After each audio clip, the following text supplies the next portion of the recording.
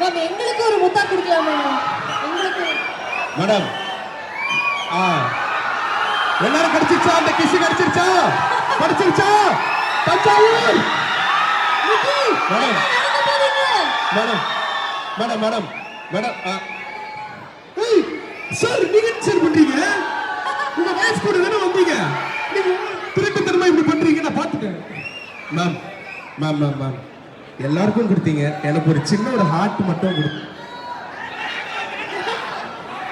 அட குடுக்கலடா குடுக்கலடா, சந்தோஷம். நான் கண்ட்ரோல் பண்ண முடியல. எனர்ஜி மேடம், படுத்துறோம். எனக்கு